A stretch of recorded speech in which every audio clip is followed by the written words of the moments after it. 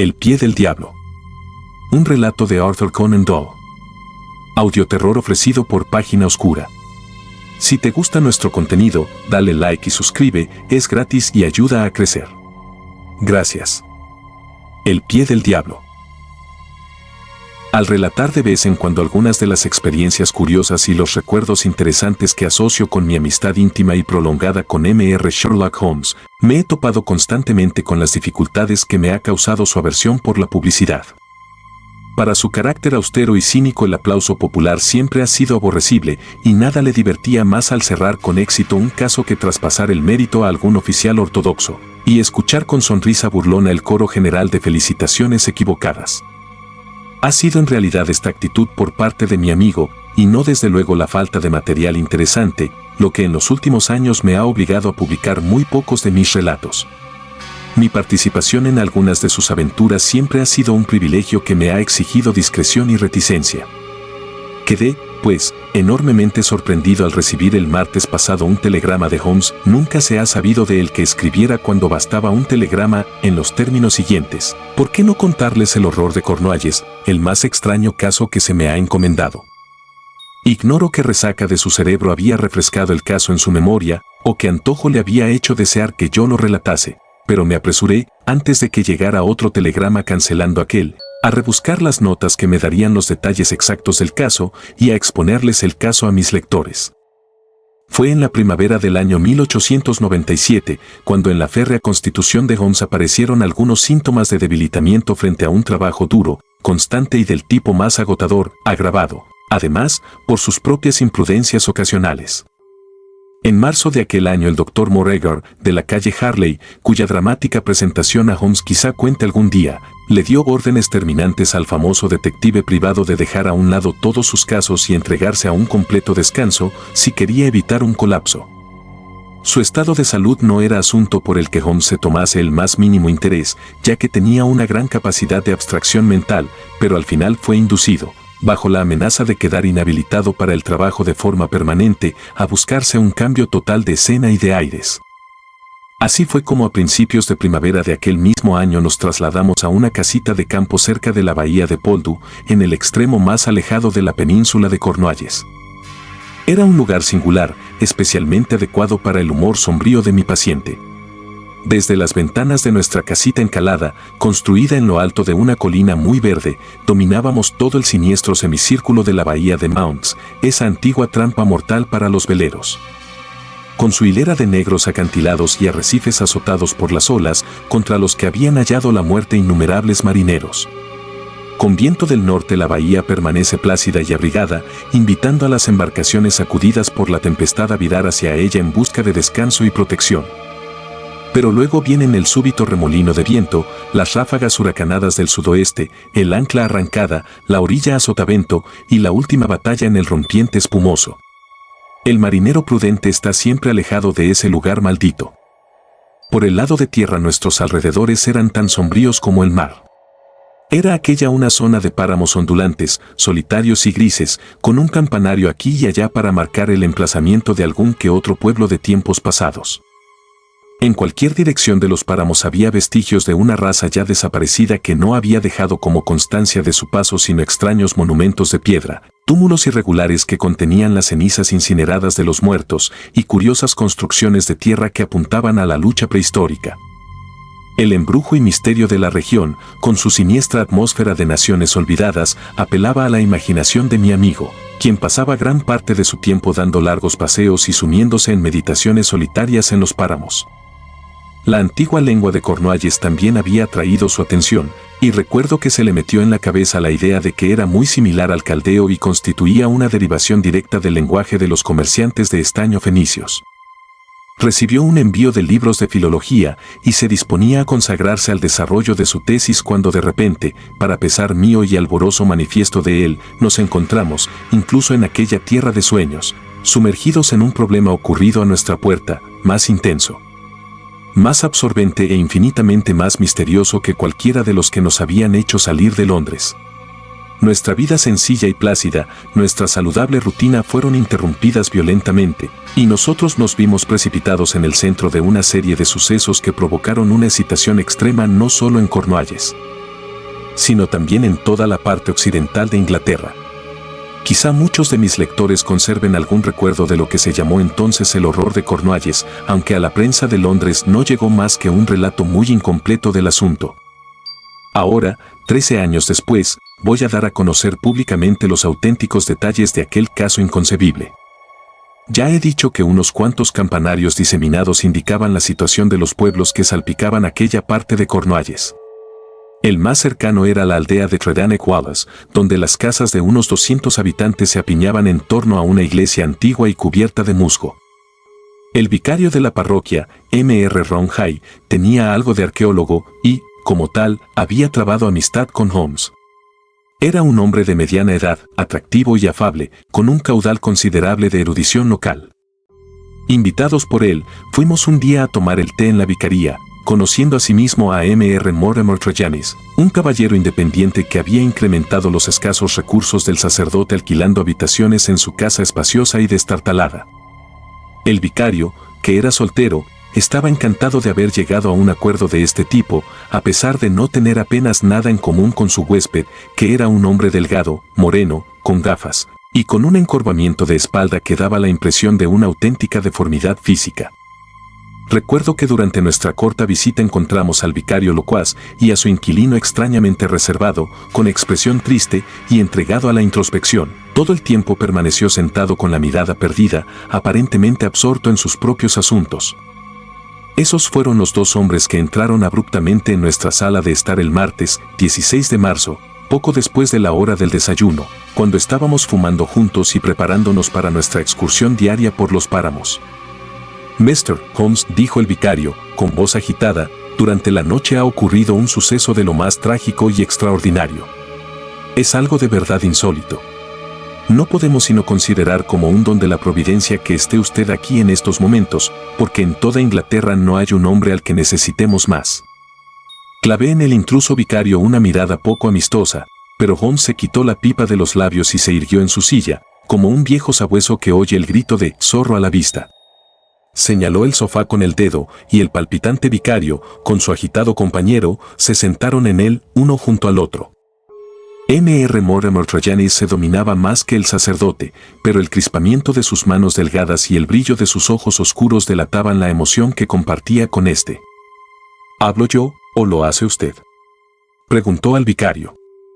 Bueno, como parece ser que es usted quien ha hecho el descubrimiento, sea lo que fuere, y el vicario lo sabe todo de segunda mano, quizás será mejor que hable, M.R. Tregennis, dijo Holmes.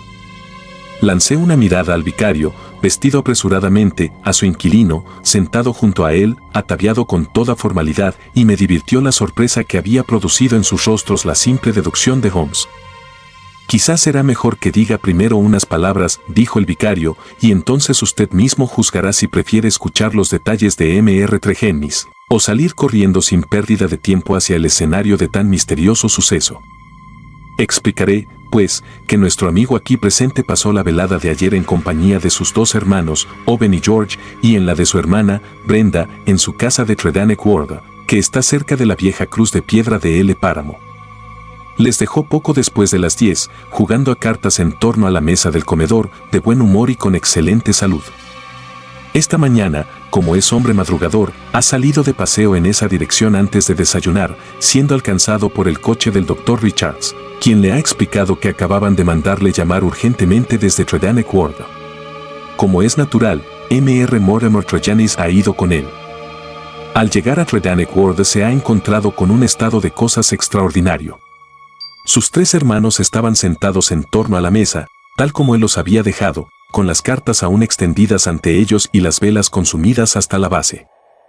La hermana estaba reclinada en su silla, muerta, con los dos hermanos sentados a cada lado, riendo, gritando y cantando, con la mente totalmente perturbada. Los tres, la mujer muerta y los dos hombres enloquecidos, tenían en el rostro una expresión de horror desaforado, una convulsión de terror que daba miedo mirarla. No había indicios de la presencia de nadie en la casa, excepto de M.R.S. Porter, la vieja cocinera y ama de llaves, que ha declarado que durmió profundamente y no oyó ningún ruido durante la noche. No habían robado ni desordenado nada, y no existe ninguna explicación sobre cuál pudo ser la visión espantosa que mató de pánico a una mujer e hizo perder el juicio a dos hombres fuertes. Esta es, en dos palabras, la situación. M.R. Holmes, si puede ayudarnos a esclarecerla, habrá realizado un gran trabajo. Yo esperaba poder engatusar de algún modo a mi compañero para continuar con la vida tranquila que era el objetivo de nuestro viaje, pero una sola mirada a la expresión intensa de su rostro y a sus cejas contraídas me indicaron lo vano de mi esperanza. Estuvo un rato sentado en silencio, absorbido por el extraño drama que había venido a romper nuestra paz. Voy a estudiar el asunto, dijo, por fin. A primera vista, parece tratarse de un caso excepcional. ¿Ha estado ya allí, M.R. Roundhay? No, M.R. Holmes. M.R. Tregennis me lo ha contado todo al volver a la parroquia, y al instante hemos corrido a consultarle a usted. ¿A qué distancia está la casa donde ocurrió esa singular tragedia? A 1 milla tierra adentro, más o menos. En ese caso iremos caminando juntos. Pero, antes de salir, he de hacerle unas pocas preguntas, M.R. Mortimer Tregennis. El interpelado había permanecido callado todo el tiempo, pero yo había observado que su excitación más controlada era incluso superior a la emoción agresiva del clérigo. Estaba sentado con el rostro pálido y contraído, la mirada ansiosa clavada en Holmes, y sus manos delgadas unidas convulsivamente. Sus labios pálidos habían temblado al escuchar la espantosa experiencia que había vivido su familia, y en sus ojos oscuros parecía reflejarse parte del horror de la escena. Pregunte lo que quiera, M.R. Holmes dijo, anhelante. Es un tema del que se me hace difícil hablar, pero le contestaré la verdad. Hábleme de la noche pasada. Verá, M.R. Holmes, cené allí, como le ha dicho el vicario, y mi hermano mayor, George, propuso luego una partida de whist. Nos sentamos a jugar a eso de las 9. Eran sobre las 10:15 cuando me puse en pie para marcharme. Les dejé en torno a la mesa, le más alegres que imaginarse pueda. M.R.S. Porter ya se había acostado, así que salí yo solo. Cerré la puerta del vestíbulo desde fuera. La ventana del salón estaba cerrada, aunque no habían echado la cortinilla. Esta mañana no había ningún cambio ni en la puerta ni en la ventana, ni tampoco razón para creer que un desconocido había entrado en la casa.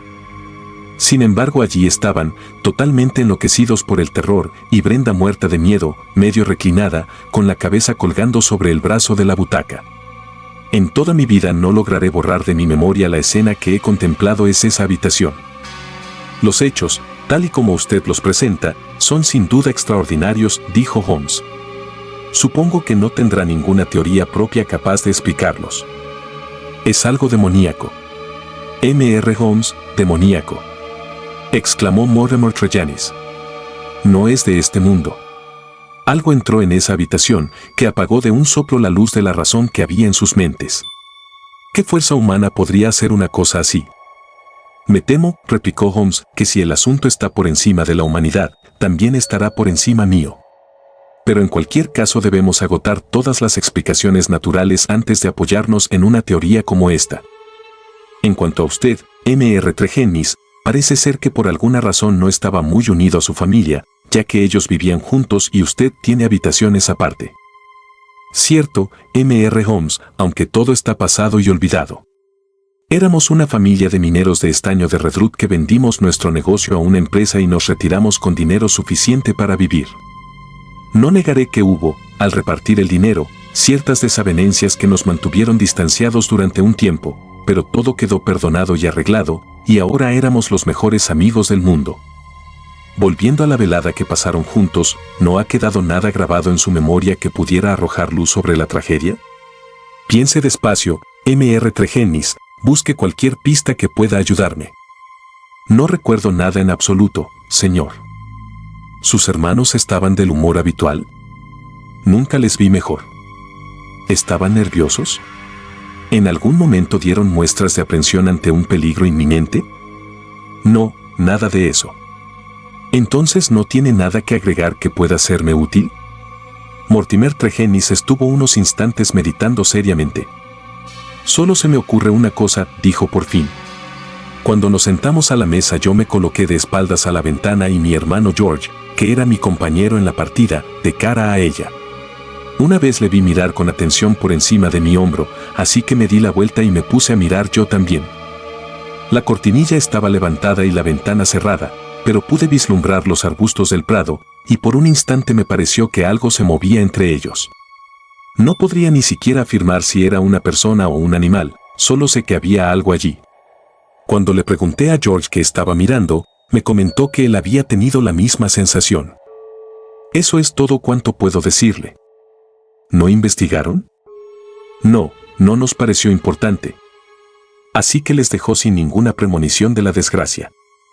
Ninguna en absoluto. No acabo de comprender cómo se ha enterado de la noticia esta mañana temprano. Soy muy madrugador y suelo dar un paseo antes del desayuno. Esta mañana acababa de salir cuando el doctor me ha alcanzado en su coche. Me ha dicho que la vieja Mrs. Porter le había enviado un chico con un mensaje urgente. He subido de un salto al vehículo y hemos seguido el viaje. Al llegar, hemos entrado en esa estancia espantosa. Las velas y el fuego del hogar debían haberse apagado hacía horas y ellos habían permanecido sentados en la oscuridad hasta romper el día. El doctor ha dicho que Brenda llevaba muerta por lo menos 6 horas. No había señales de violencia. Estaba caída sobre el brazo de su butaca, con aquella expresión en el rostro. George y Owen estaban cantando fragmentos de canciones y gesticulando como dos grandes simios. ¡Oh, qué visión tan horrible! Yo no he podido soportarlo, y el doctor estaba tan blanco como el papel. Incluso se ha desplomado en una silla, como en una especie de desmayo, y casi hemos tenido que atenderle a él también.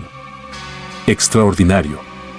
Realmente extraordinario, dijo Holmes, levantándose y haciendo su sombrero. Creo que quizá lo mejor será ir a Tredannick Ward sin más dilatación. Confieso que rara vez me he enfrentado con un caso que a primera vista presentara un problema más singular. Nuestras primeras gestiones no sirvieron apenas para avanzar en la investigación. Pero de todos modos la mañana estuvo marcada, en su mismo inicio, por un incidente que produjo en mi ánimo la más siniestra impresión. Se acerca uno al lugar de la tragedia por un sendero campestre estrecho y serpenteante. Caminábamos por él cuando oímos el traqueteo de un coche que venía hacia nosotros y nos hicimos a un lado para dejarle paso. Al cruzarse con nosotros pude entrever por la ventanilla cerrada un rostro horriblemente contorsionado y sonriente que se nos quedaba mirando. Aquellos ojos desorbitados y brillantes, y aquellos dientes que rechinaban pasaron junto a nosotros como una visión espantosa. «Mis hermanos», exclamó Mortimer Tregennis, lívido hasta los labios. «Se los llevan a Elston». Nos volvimos para mirar el negro carruaje que se alejaba dando tumbos. Luego dirigimos nuestros pasos hacia aquella casa malhadada donde les había sorprendido su extraña suerte. Era una morada espaciosa y llena de luz, más mansión que simple casa de campo, con un jardín de considerable extensión que, con el aire de Cornualles, abundaba ya en flores primaverales. A este jardín se abría la ventana del salón y, según Mortimer Tregennis, era por allí por donde tenía que haberse acercado el ser maléfico que en un instante, mediante el horror puro, había hecho estallar sus mentes. Holmes caminó despacio y pensativo por entre los tiestos de flores y por el sendero que conducía al porche. Tan absorto estaba en sus pensamientos que recuerdo que tropezó contra la regadera, derramó su contenido e inundó nuestros pies y también el sendero del jardín. Ya en la casa salió a recibirnos la anciana ama de llaves Cornualles, Mrs. Porter, que con la ayuda de una muchacha joven atendía a las necesidades de la familia. Respondió de buen grado a todas las preguntas de Holmes. No había oído nada durante la noche. Últimamente sus amos habían estado de un humor estupendo y nunca les había visto tan alegres y prósperos. Se había desmayado de espanto al entrar por la mañana en la estancia y ver aquella reunión espantosa alrededor de la mesa. Tras recuperarse había abierto la ventana de par en par para que pasara el aire y había ido corriendo hasta el camino principal, desde donde había enviado a un joven granjero en busca del médico. La señorita estaba arriba en su cama, si deseábamos verla. Habían sido necesarios 4 hombres fuertes para meter a los hermanos en el coche del manicomio. Ella no pensaba permanecer en la casa ni un día más, aquella misma tarde se iría a St. Ives para reunirse con su familia. Subimos la escalera y examinamos el cadáver. Miss Brenda Tregennis había sido una muchacha muy bonita, aunque ahora ya había entrado en la madurez. Su rostro de tez oscura y rasgos bien dibujados era hermoso, incluso muerta, aunque aún se adivinaba en él algo de aquella convulsión de horror que había sido su última emoción humana. Desde su dormitorio bajamos al salón donde había ocurrido la extraña tragedia. En la chimenea se apiñaban las cenizas carbonizadas del fuego de la noche. Seguían sobre la mesa las cartas, desparramadas en su superficie. Las butacas habían sido colocadas contra la pared, pero todo lo demás había quedado como la víspera. Holmes recorrió la estancia con paso ligero y rápido, se sentó en las diversas sillas, acercándolas a la mesa y reconstruyendo sus posiciones. Comprobó cuánta extensión de jardín se veía desde allí, examinó el suelo, el techo y la chimenea, pero ni una sola vez percibí aquel súbito brillo en sus ojos ni la contracción de los labios que me indicaban que veía un resquicio de luz en la oscuridad. ¿Por qué fuego?, preguntó una vez. ¿Lo tenían siempre encendido en las noches primaverales, en una habitación tan pequeña? Mortimer Tregennis le explicó que la noche era fría y húmeda. Por esa razón habían encendido el fuego después de su llegada. ¿Qué va a hacer ahora, Mr. Holmes?, preguntó. Mi amigo sonrió y apoyó su mano en mi brazo, diciendo: creo, Watson, que voy a reanudar esas sesiones de envenenamiento por tabaco que usted ha condenado tan frecuente y justamente. Con su permiso, caballeros, vamos a volver a nuestra casa, porque no me parece que aquí vaya a aparecer nada nuevo digno de atención. Voy a dar vueltas en mi cabeza a todos estos hechos, Mr. Tregennis, y si se me ocurre algo desde luego me pondré en contacto con usted y el vicario. Mientras tanto les deseo muy buenos días. Hasta pasado un buen rato de nuestro regreso a Poldo Cottage, Holmes no rompió su mutismo completo y ensimismado. Permaneció todo ese rato hecho un ovillo en su sillón, con su rostro macilento y ascético apenas visible en el torbellino azul del humo de su tabaco, las oscuras cejas fruncidas, la frente arrugada y la mirada vacía y perdida. Por fin, dejó a un lado su pipa y se puso en pie de un salto. Es inútil, Watson, dijo, con una risotada. Vayamos a caminar juntos por los acantilados en busca de flechas de pedernal. Es más fácil encontrar eso que una pista en este asunto. Hacer trabajar al cerebro sin suficiente material es como acelerar un motor. Acaba estallando en pedazos. Brisa del mar, sol y paciencia, Watson, todo se andará. Ahora definamos con calma nuestra posición, prosiguió mientras bordeábamos juntos los acantilados. Agarrémonos con firmeza a lo poquísimo que sabemos, para que cuando aparezcan hechos nuevos seamos capaces de colocarlos en sus lugares correspondientes. En primer lugar, daré por sentado que ninguno de los dos está dispuesto a admitir intrusiones diabólicas en los asuntos humanos.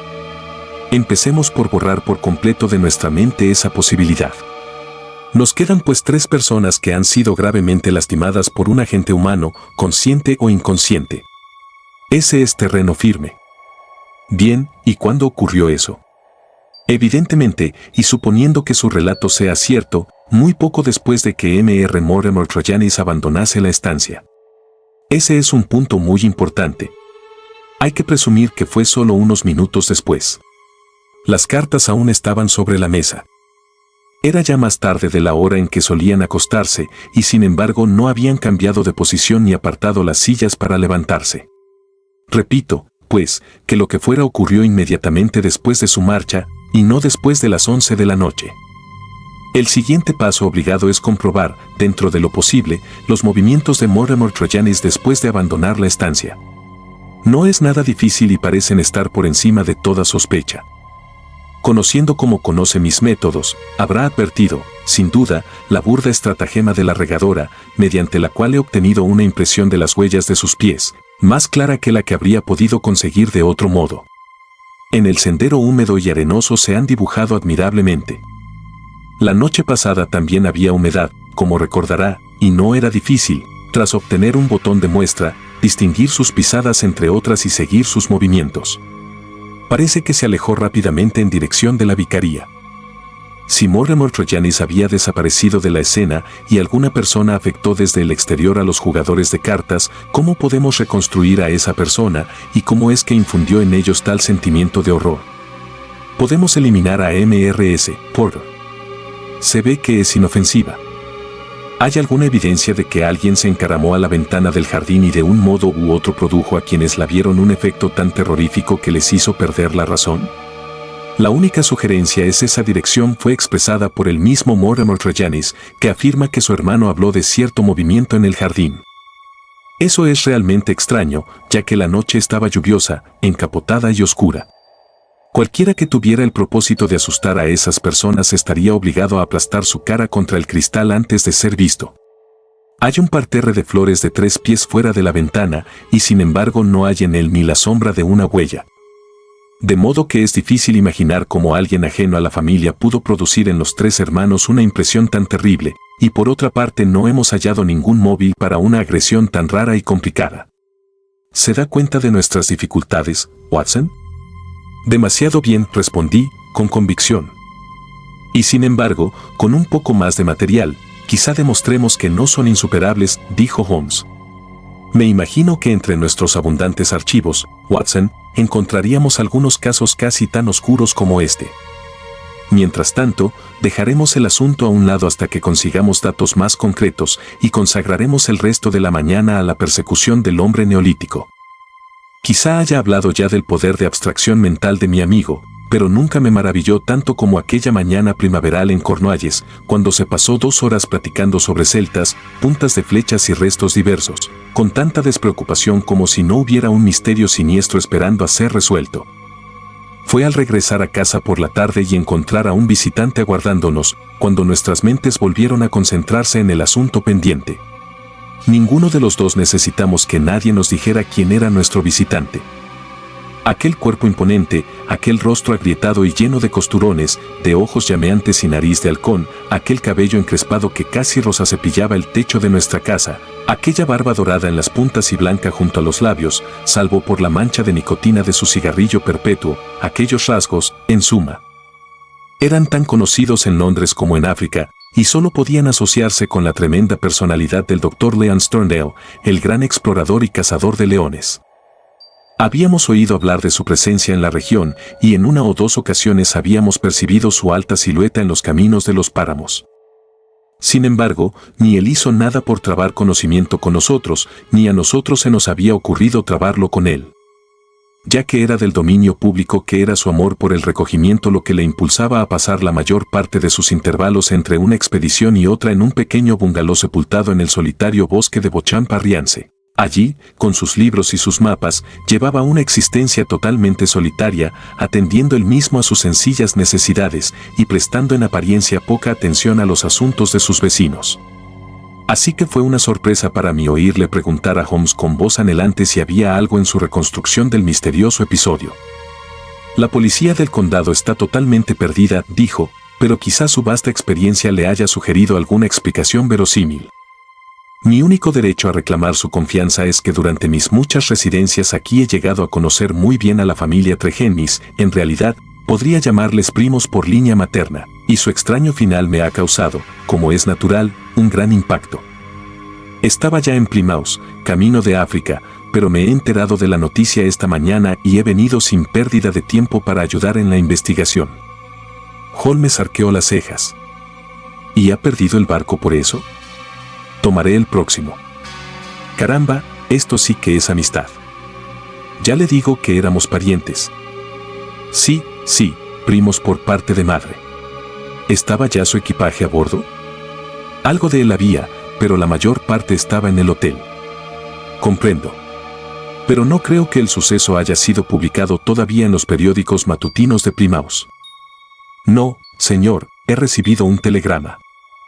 ¿Puedo preguntar de quién? Una sombra cruzó el demacrado rostro del explorador. Es usted muy inquisitivo, Mr. Holmes.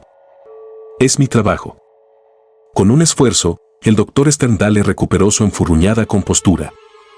No veo objeción para decírselo. Ha sido Mr. Roundhay, el vicario, quien me ha enviado el telegrama que me ha hecho venir. Gracias, dijo Holmes. En respuesta a su original pregunta puedo decirle que aún no tengo la mente clara en relación con el caso, pero abrigo esperanzas de llegar a alguna conclusión. Sería prematuro decir nada más. Quizá no le importaría decirme si sus sospechas apuntan en alguna dirección determinada. No puedo responder a eso. Entonces he perdido el tiempo y no necesito prolongar mi visita. El famoso doctor salió de nuestra casa de un patente mal humor y a los 5 minutos Holmes le siguió. No volví a verle hasta después del anochecer, cuando volvió con un paso lento y una expresión huraña que me hicieron comprender que no había progresado mucho en su investigación. Le echó una mirada al telegrama que le aguardaba y lo tiró al hogar. Del hotel de Plymouth, Watson dijo: me ha dado el nombre el vicario y he telegrafiado para asegurarme de que la historia del Dr. Leon Sterndale era cierta.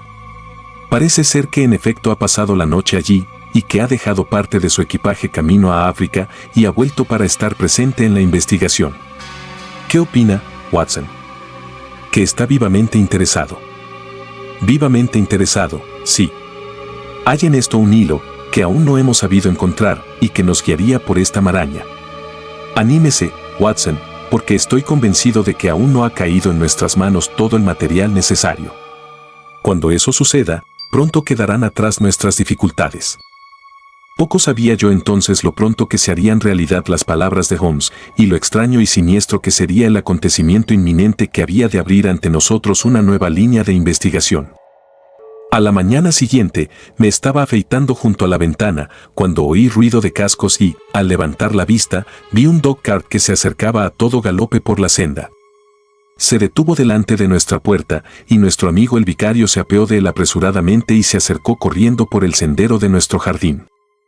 Holmes ya estaba vestido y ambos salimos prestos a recibirle. Nuestro visitante estaba tan excitado que apenas podía articular palabra, pero por fin, entre jadeos y estallidos, salió la trágica historia de sus labios. Estamos poseídos por el diablo, M.R. Holmes. Mi pobre parroquia está poseída por el diablo, gritó. El mismísimo Satanás anda suelto por ella. Nos tiene en sus manos.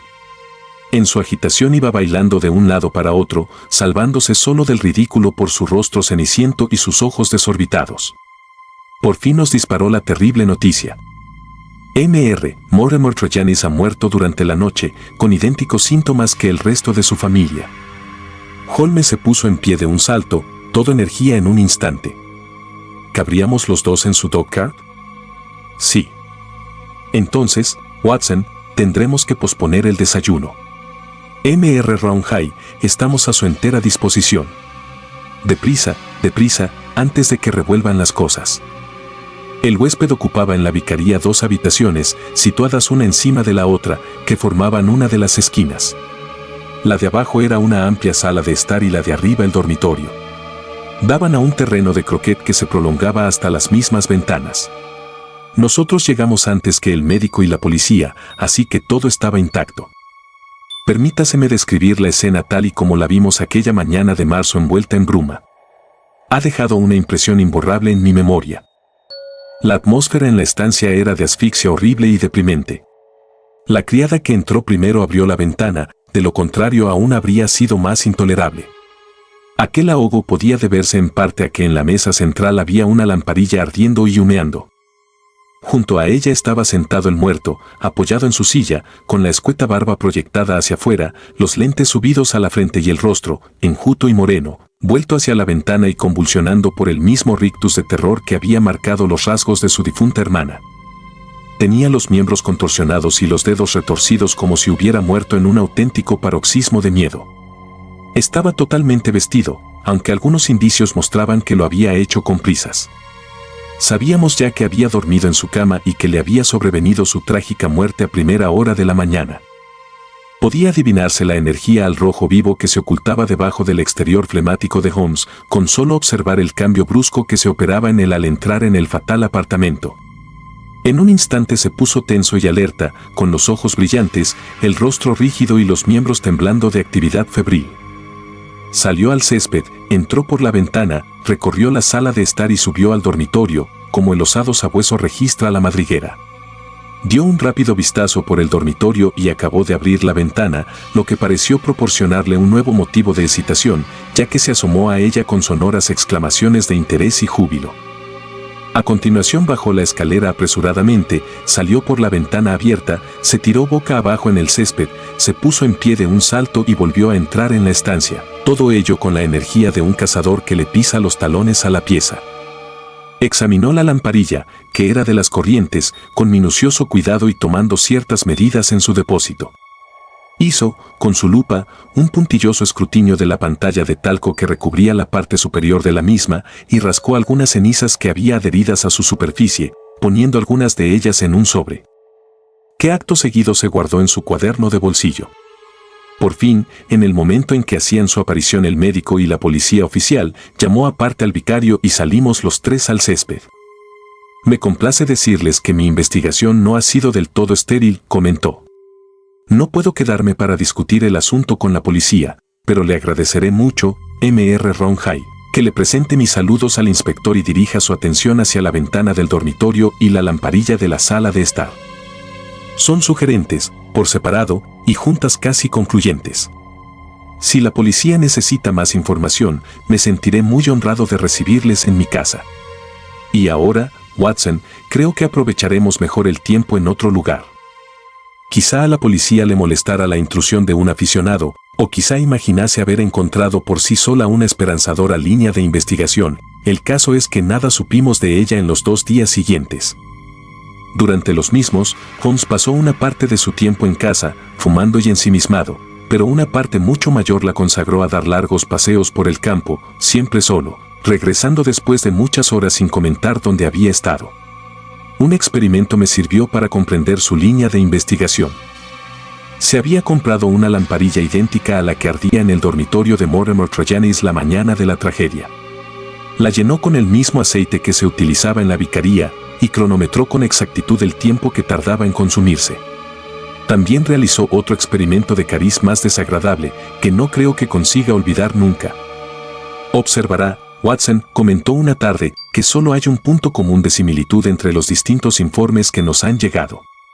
Se trata del efecto producido por la atmósfera de ambas estancias en las personas que primero entraron en ellas.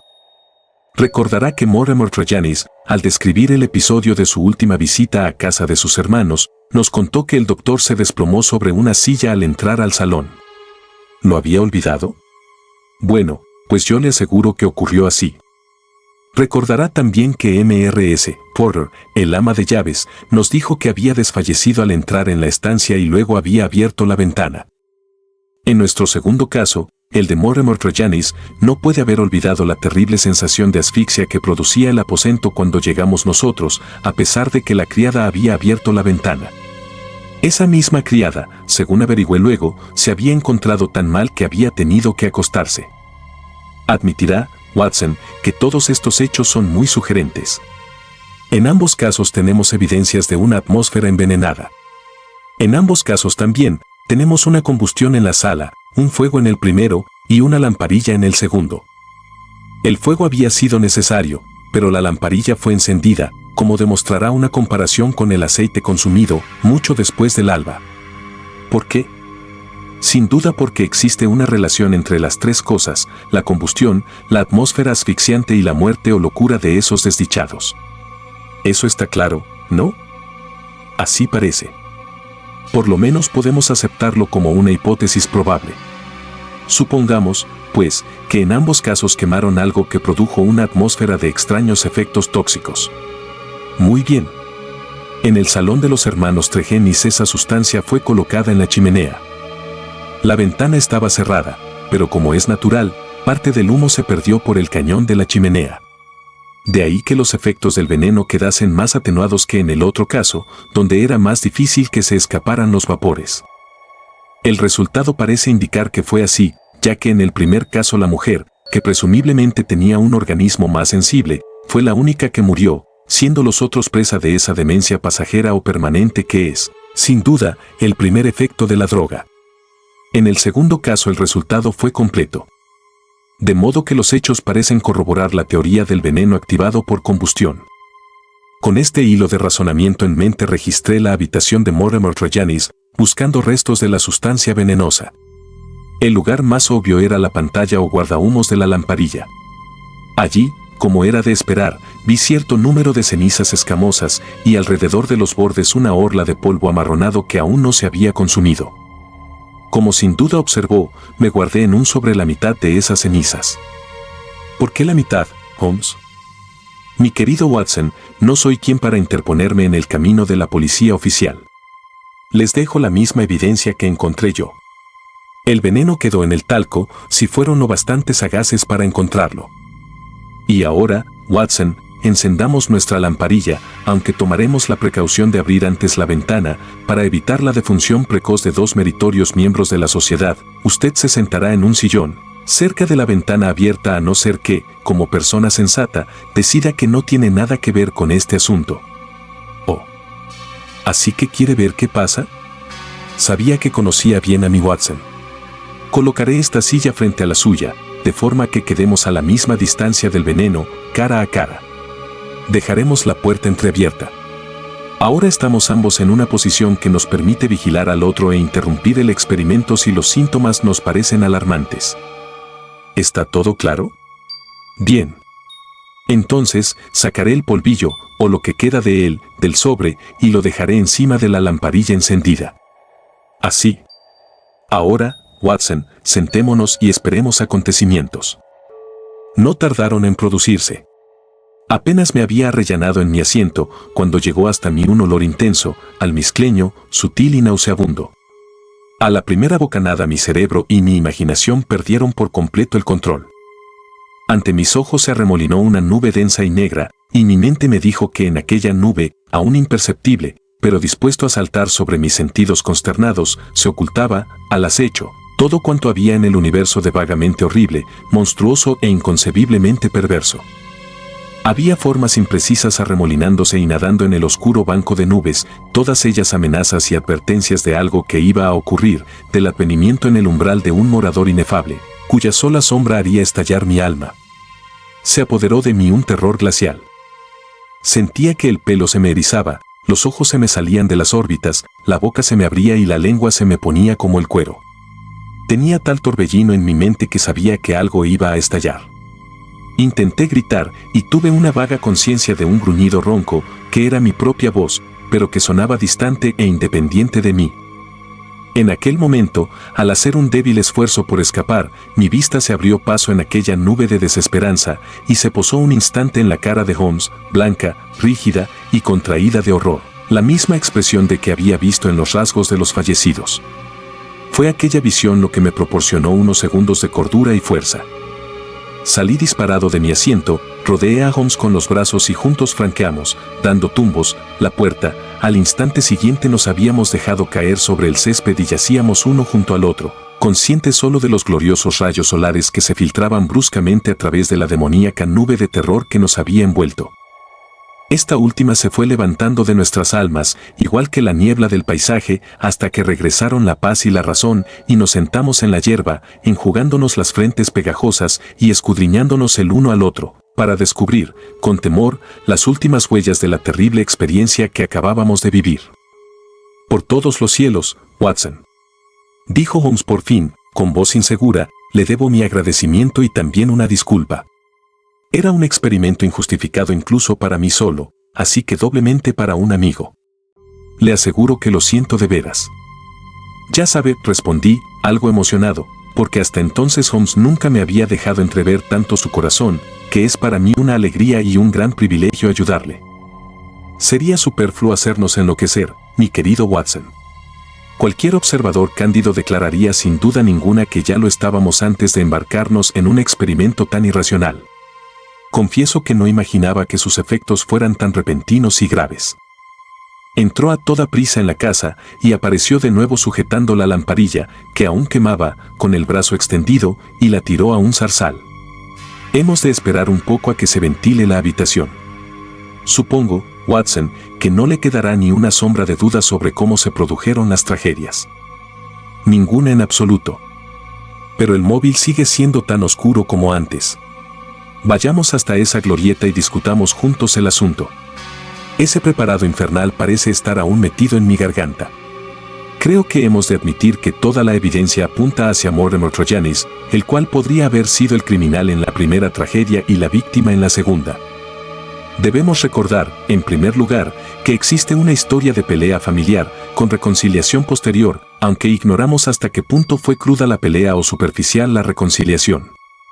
Cuando pienso en Mortimer Trayanis, con su cara de zorro y sus ojillos astutos y brillantes agazapados detrás de sus gafas, no veo en él a un hombre predispuesto a perdonar. En segundo lugar, tengamos presente que esa idea de que había algo moviéndose en el jardín, que distrajo de momento nuestra atención de la auténtica causa de la tragedia, surgió de él. Tenía un motivo para desorientarnos. Y por último, si no fue él quien echó esa sustancia al fuego en el momento de abandonar la estancia, ¿quién lo hizo? El suceso ocurrió inmediatamente después de su marcha. Si hubiera entrado alguna otra persona, sin duda la familia se habría levantado de la mesa. Y además, en el Pacífico Cornualles no llegan visitas pasadas las 10 de la noche. Así que podemos afirmar que todas nuestras evidencias señalan a Mortimer Trayanis como culpable. Entonces su muerte fue un suicidio. Bueno, Watson, a primera vista no es una suposición absurda. Un hombre sobre cuya alma pesaba el haber condenado a su familia a un final como este podría, llevado por el remordimiento, infligirse ese final a sí mismo. Sin embargo, existen poderosas razones en contra. Por fortuna, hay un hombre en Inglaterra que lo sabe todo, y lo he dispuesto todo para que podamos oír los hechos de sus labios esta misma tarde. Llega con un poco de adelanto. Le ruego que venga por aquí, Dr. Leance Tornell. Hemos estado realizando dentro un experimento químico que ha dejado la habitación poco adecuada para la recepción de tan distinguido visitante. Oí el rechinar de la verja del jardín y apareció en el camino la figura majestuosa del gran explorador de África. Se volvió algo sorprendido hacia la rústica glorieta donde estábamos sentados. Me ha hecho llamar M.R. Holmes. He recibido su nota hará una hora, y aquí me tiene, aunque en realidad no sé por qué he de obedecer a su requerimiento. Quizá podamos aclarar ese punto antes de separarnos, dijo Holmes. Mientras tanto, le agradezco sinceramente su cortés aquiescencia. Discúlpenos por esta recepción informal al aire libre, pero mi amigo Watson y yo hemos estado a punto de aportar nuevo material para un nuevo capítulo de lo que los periódicos llaman el horror de Cornualles, y de momento preferimos una atmósfera limpia.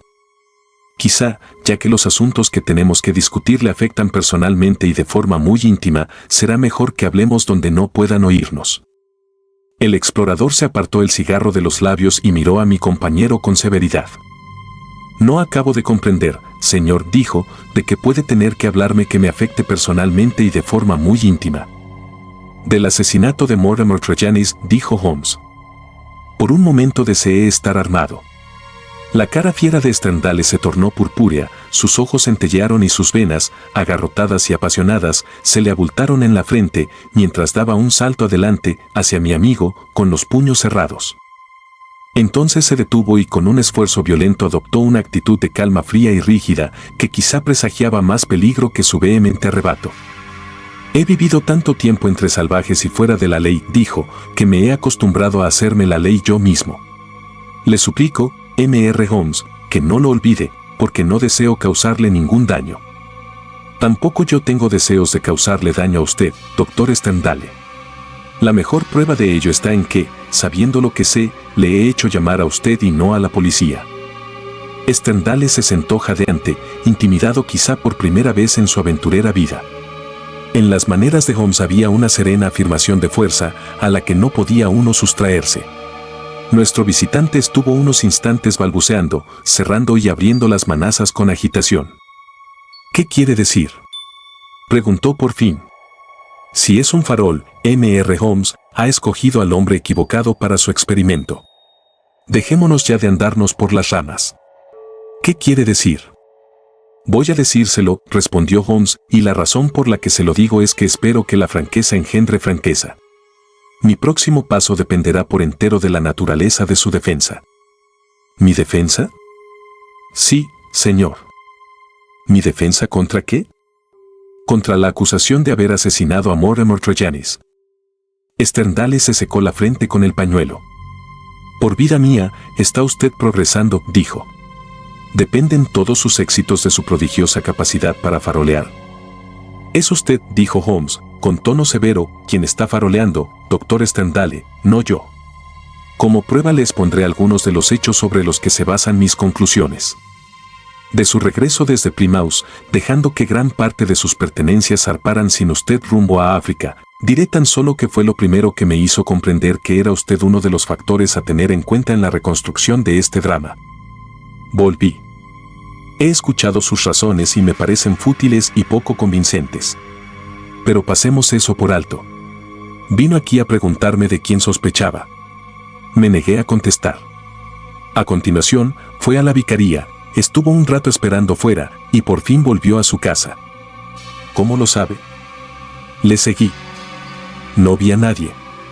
Eso es lo que le sucederá siempre que sea yo quien le siga. Pasó en su casa una noche inquieta y fraguó cierto plan que puso en práctica a primera hora de la mañana. Abandonó su morada al alba y se llenó el bolsillo de una gravilla rojiza que había amontonada junto a su puerta. Sterndale dio un respingo violento y miró atónito a Holmes. Luego recorrió a toda prisa la milla que le separaba de la vicaría. Llevaba, si me permite la observación, el mismo par de zapatos de tenis con suela acanalada que calza en este momento. Ya en la vicaría, cruzó la huerta y el seto lateral, saliendo debajo de la ventana del inquilino Tregennis. Era ya pleno día, pero todos dormían en la casa. Se sacó del bolsillo parte de la gravilla y la lanzó contra la ventana superior. Sterndale se puso en pie de un salto y exclamó: «Creo que es usted el mismísimo diablo». Holmes sonrió al oír el cumplido y prosiguió: «Tuvo que tirar 2 puñados o quizá 3 antes de que el inquilino saliera por la ventana». Le hizo señal de bajar. Él se vistió apresuradamente y descendió a la sala de estar. Usted entró por la ventana. Sostuvieron una breve entrevista, durante la cual usted estuvo caminando de un lado a otro de la estancia. Luego salió, cerrando la ventana, y se quedó en el césped de fuera fumando un cigarro y observando lo que ocurría. Por fin, tras la muerte de Tregennis, se retiró por donde había venido. Y ahora, doctor Sterndale, ¿cómo justifica esa conducta y cuáles son los motivos por los que actuó como lo hizo? Si miente o trata de jugar conmigo, le aseguro que este asunto pasará a otras manos definitivamente. A nuestro visitante se le había puesto la cara cenicienta mientras escuchaba las palabras de su acusador. Estuvo un rato sentado meditando, con el rostro oculto entre las manos. Luego, con un súbito gesto impulsivo, se sacó una fotografía del bolsillo superior y la tiró sobre la mesa rústica que teníamos delante. «Este es mi motivo», dijo. En ella aparecía el rostro y el busto de una mujer muy hermosa. Holmes se inclinó para verla y dijo: «Brenda Tregennis». «Sí, Brenda Tregennis», repitió nuestro visitante. «La he amado durante años, y durante años me ha amado ella a mí. Ese es el secreto de mi recogimiento en Cornualles que tanto sorprende a la gente, me ha acercado a la única persona en el mundo que quería de verdad. No podía casarme con ella, porque tengo ya esposa, aunque me abandonó hace años, por culpa de las deplorables leyes inglesas, no puedo divorciarme. Brenda estuvo años esperando. Yo estuve años esperando. Y todo para llegar a este final». Un terrible sollozo sacudió su corpulenta masa y se oprimió la garganta con la mano por debajo de su barba moteada. Luego, haciendo un esfuerzo, se dominó y siguió hablando. El vicario lo sabía. Era nuestro confidente. Él le diría que Brenda era un ángel bajado a la tierra. Por eso me telegrafió y regresé. ¿Qué me importaba ni mi equipaje ni África al enterarme de que la mujer amada había muerto de aquella manera? Ahí tiene la clave que le faltaba para explicar mi acto, Mr. Holmes. «Prosiga», dijo mi amigo. El doctor Sterndale se sacó del bolsillo un paquetito de papel y lo depositó sobre la mesa. En el exterior había escrito «Radix pedis diaboli», con una etiqueta roja de veneno debajo. Empujó el paquetito hacia mí. «Tengo entendido que es usted médico, señor. ¿Ha oído hablar alguna vez de este preparado? Raíz del pie del diablo». «No, nunca he oído hablar de él». Eso no va en menoscabo de su erudición profesional, porque creo que, exceptuando una muestra en un laboratorio de Buda, no existe ningún otro espécimen en Europa. Todavía no ha tenido acceso ni a la farmacopea ni a los libros de toxicología. Su raíz tiene forma de pie, mitad humano, mitad caprino, de ahí el nombre fantástico que le dio un misionero botánico. Es utilizada como veneno probatorio por los brujos de ciertas regiones del oeste de África que la guardan en secreto. Obtuve este espécimen en circunstancias extraordinarias en el país de los Ubangi. Abrió el papel mientras hablaba, mostrándonos un montoncito de un polvillo parduzco, similar al rapé. ¿Y bien, señor?, preguntó Holmes con tono grave. Voy a contarle lo ocurrido, Mr. Holmes, porque es tanto lo que ya sabe que evidentemente me interesa que lo sepa todo. Ya le he explicado mi relación con la familia Tregennis. Por la hermana era amable con los 3 varones. Hubo una pelea por dinero que causó el alejamiento de Mortimer, pero pareció que las cosas se arreglaban y volví a tratarme con él como con los otros. Era un hombre taimado, sutil y calculador, y observé en él algunos detalles que despertaron mis sospechas, pero no tenía motivo para un enfrentamiento. Un día, hace un par de semanas, vino a visitarme y le mostré algunas de mis curiosidades africanas. Entre otras, le enseñé este polvillo y le hablé de sus extrañas propiedades. De cómo estimula los centros cerebrales que controlan la emoción del miedo y cómo la muerte o la locura es la suerte que corre el infortunado indígena que es sometido a un juicio probatorio por el sacerdote de la tribu. Le conté también lo impotente que es la ciencia europea para detectarlo. No puedo decirles de qué forma se lo apropió porque no salí de la estancia, pero no hay duda de que mientras yo estaba abriendo armarios y encorvándome sobre cajas, se las ingenió para sustraer parte de la raíz del pie del diablo. Recuerdo bien que me acosó a preguntas relativas a la cantidad y tiempo necesarios para que surtiese efecto, pero ni por un instante imaginé que pudiera tener razones personales para querer saber todo aquello. No pensé más en el asunto hasta recibir en Plymouth el telegrama del vicario. El rufián pensaba que yo estaría mar adentro antes de que se publicase la noticia y que permanecería años perdido en África. Pero volví enseguida. Desde luego, no pude escuchar los detalles sin quedar convencido de que se había utilizado mi veneno. Vine a verle de rondón, por si se le había ocurrido cualquier otra explicación. Pero no podía haberla. Sabía que Mortimer Tregennis era el asesino, que por dinero, y quizá con la idea de que si los demás miembros de su familia enloquecían se convertiría en el único administrador de sus bienes conjuntos. Había usado contra ellos el polvo del pie del diablo, causando la demencia de 2 de ellos, y la muerte de su hermana Brenda, el único ser humano al que he amado y que me ha correspondido. Ese era su crimen, ¿cuál había de ser su castigo? Debía recurrir a la justicia, ¿dónde estaban mis pruebas? Sabía que los hechos eran ciertos, pero ¿lograría hacer creer aquella historia fantástica a un jurado de campesinos? Quizá sí y quizá no, y no podía permitirme fracasar. Mi alma clamaba venganza. Ya le he dicho antes, Mr. Holmes, que he pasado gran parte de mi vida fuera de la ley, y que he acabado por hacérmela yo a mi manera. Y eso fue lo que hice esta vez. Decidí que debía compartir el destino que había infligido a otros. O eso, o le ajusticiaría con mis propias manos. En toda Inglaterra no hay en estos momentos un solo hombre que le tenga menos aprecio a su existencia que yo a la mía. Ahora ya sabe todo. Usted mismo ha explicado el resto. Como ha dicho, tras una noche sin descanso, salí por la mañana temprano de mi casa. Preví la dificultad de despertarle, así que recogí grava del montón que ha mencionado y la utilicé para tirarla contra la ventana. Él bajó y me dio entrada por la ventana de la sala de estar. Le expuse su crimen y le dije que venía como juez y como verdugo. El desdichado se hundió paralizado en una silla al ver mi revólver. Encendí la lamparilla, puse el polvillo sobre ella y permanecí junto a la ventana, dispuesto a cumplir mi amenaza de disparar si trataba de abandonar la estancia. Murió a los 5 minutos. Dios mío. ¿Y cómo murió? Pero mi corazón fue de piedra, porque no soportó nada que mi amada Brenda no hubiera sentido antes que él. Esa es mi historia, Mr. Holmes. Quizás si amase a alguna mujer habría hecho lo mismo. En cualquier caso, estoy en sus manos. Puede dar los pasos que le plazca. Como ya le he dicho, no hay ningún ser viviente que pueda temer menos a la muerte que yo. Holmes permaneció un rato sentado en silencio. ¿Qué planes tenía?, preguntó, por fin. Tenía la intención de sepultarme en el centro de África. Mi trabajo allí está a medio acabar. Vaya a acabarlo, dijo Holmes. Yo, por lo menos, no pienso impedírselo. El doctor Sterndale irguió su figura gigantesca, hizo una grave reverencia y se alejó de la glorieta.